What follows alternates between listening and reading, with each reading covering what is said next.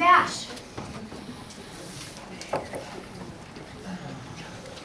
While you're walking up, I'm going to read the last number for the line, and you can get it after our councilman addresses us. 598. Hunky Dory and Peachy Keen. Oh, we got our signing lady, 598. Okay, Councilman Bash. Well, thank you for having me. I love La Sierra. I got to Norco in 1961, and La Sierra was the way we used to go. The furniture store, the 5 Points and all that stuff. So I know La Sierra well. I've ridden those hills many, many times. I don't know if you noticed, that Norco is the last city in the state of California. By law, you have to build on a half acre or more. We've only had 2 apartment buildings built since 1964. Those are 2 senior apartments. We are extremely aggressive, as you know. Contrary to some of the people running for council, we've had our best sales tax year in our history. This last year, we had more money in the general fund than we've ever had. And we just opened the largest equestrian sports park in the Northern Hemisphere. We have a trail just about on every street. And in 1999, and do you mind if I'm candid, we had a shiny shoe developer come to town and snookered us. So we know what you're facing. Right now, you have 4 sitting council members who fought hard against that development. And they fought hard to make sure it worked.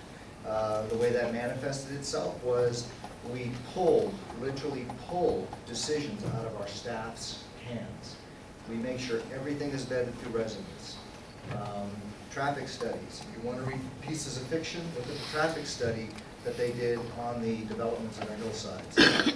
I had told Sharon that one of our developments was 588 homes. There's actually 3 developments. One is 588 homes, and we struck a deal in which those 588 homes are on 490 some acres with 500 acres of open space. We then had another 217 that were built in 236 acres, but attached to that, staff allowed 80 additional homes inside of that. We have trails, we have all kinds of things that are being offered. I actually met with Laura. I was quite upset when I heard about this. We're actually agendizing this at our next council meeting. I met Laura, I met Virginia. Virginia is actually a good friend of mine. And I never meet developers by myself, and now they're part of the team. So I brought with me an expert in planning who's a former planning director in the city of Riverside. I brought somebody from one of our horse groups. And suffice to say, Norco is going to protect itself. We're already making moves to do traffic mitigation. I believe our council, like Measure L, we will support RNC. We feel that that is adequate zoning. When the hills were developed, it became tough. For example, they put in trails. We have trails on both sides of the street. The residents will pay for those trails. Will they pay for the trails in your residence? I don't know. Trails in the hills is the #1 problem that I have. Every time it rains, people paying for those trails call me, and I spend more time in the hills taking care of those trails. I have seniors who literally have homes that are flooded out, and I'm cleaning trails this week. But I have to do it because they pay a special tax. I don't know how your tax structure will be, but one of the dirty little secrets about single-family dwellings is the fact that you have land maintenance use agreements. Sounds really good. Land maintenance district, landscape maintenance districts. Sounds really good. They will pay for their green belts. They will pay for their trails. It will not cost a general fund. The problem is, at a certain point, they have to vote to raise their taxes. Now, we as a council can raise them, but they can challenge them. We just had an incident in one of our areas in the hills where they voted not to raise their taxes, which means we are going to shut off water. We're not going to maintain trails because we can't take money from the general fund to do that. The traffic has been devastating to the city of Norco. I used to live, my street, Pedley Avenue, dead-ended at what was called Pedley Field. If you look at the traffic study, it was like 6,000 cars a day. Well, the reality is I live on a freeway now. It has destroyed my street. One of the things you have to look at is somebody talked about bike trails. Talked about we have a lot of equestrian trails. Again, who is going to keep those things up? Will they continue to vote to pay for them, or now we have very high-end homes up in our hills. A lot of people there really want to support them, support the trails, but a lot of people don't have horses. They could care less. So you may face something down the line where all of a sudden they'll just get rid of the horse trails.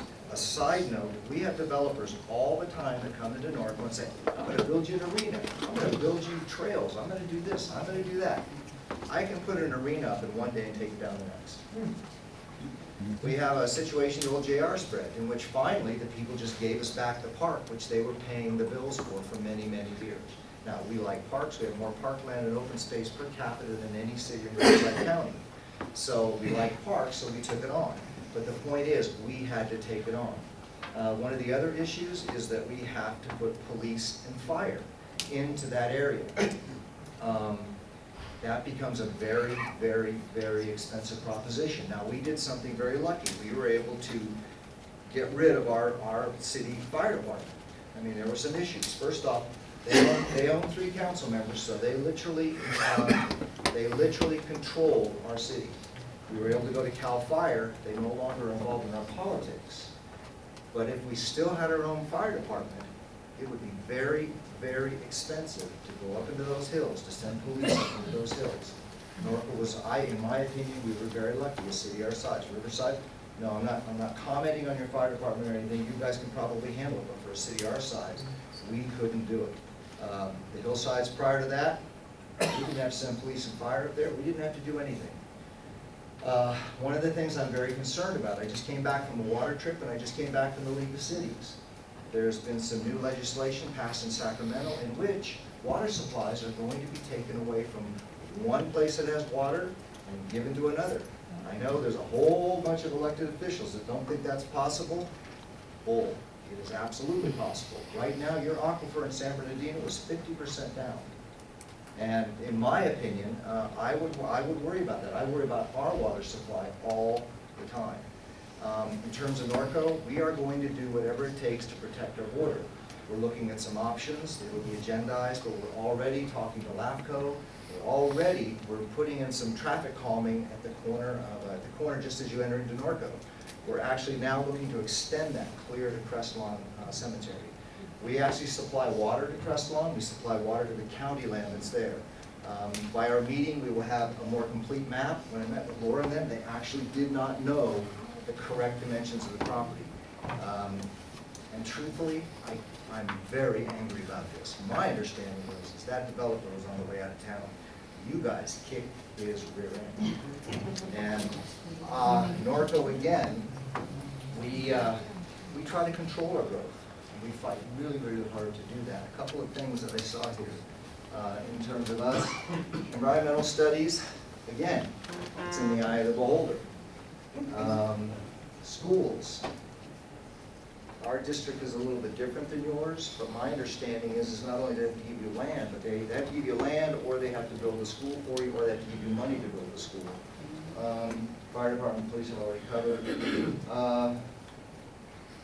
I don't know, for me, we just like open space, and one of the things I've talked to John about, and I think both he and I are of a like mind. We have a problem as council. We can only talk outside of a notice meeting to one other council person. Also, we have to be very careful. Like I can say, gee, I support Measure R and C, but I can't say I really hate your project. Because what will happen is that you're going to get somebody coming along, a developer, that's going to sue you because you've said that, and all of a sudden you're off to the races. You can support things that are in existence, but you can't criticize a project. You have to be very careful. Now, John and I have talked several times. We are sister cities. The days of cities where the boundary is this is my side, that's your side, those are gone. Water, utilities, all those things are extremely important that we work together. We ride horses back and forth between those two properties. So I'm actually, truthfully, very pleased in my conversations with John. I actually don't know where he stands on this. My hope is that he's going to support Norco. My hope is that we're going to be able to work together.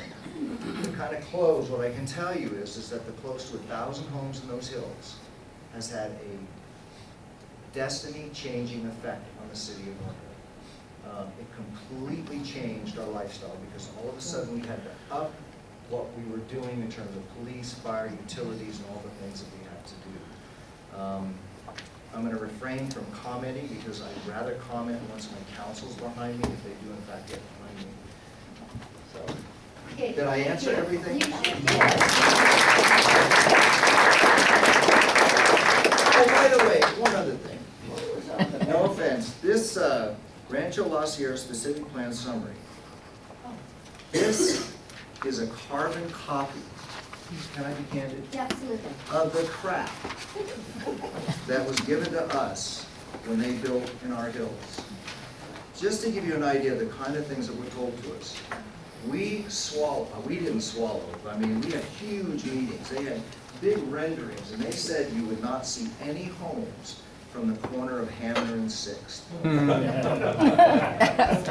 That's a lie. We still have those renderings, and those renderings have nothing on them. So that is one of the reasons why, and in fact, we actually have a planning commissioner sitting here. That is one of the reasons that accessory buildings, nothing against our staff. We have a great staff, trust me. Everybody's trying to steal them all the time. But I would rather have these decisions placed in the hands of my residents than I would a staff that goes, oh, gee, I made a mistake, and it's done. So I just want to close with that. Thank I have a you. question. What was the benefits of any of the decision to have? Well, now because I have a lot of residents up there that support me, the reality is it's a very nice development with a road to Costco. It frustrates me because at one point Norco actually went all the way to Swan Lake and all the way to where Costco is, and part of the reason we became a city was people kept stealing it from us. You know, one of the things that happens, unfortunately, is that I know a lot of people up there, and the first generation, because we were so mad in the flatlands, it's sort of having been snookered, but now they're just part of the community. But what it does do is when those people have to pay those additional taxes, they become a community in and of themselves, which means, let's say you run out of money for police and fire. Norco lives and dies on sales tax. We only generate $1.4 to $1.6 million a year in property tax. Our budget is $17 million, so we're tap dancing. But if we ever have a time where we need police and fire, they don't want to vote for it because they're paying $11,000 to $12,000. Well, how much are you paying, Ted?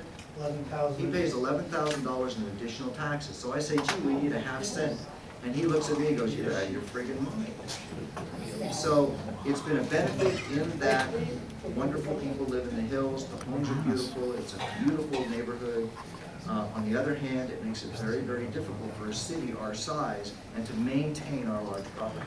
So it's a difficult balance.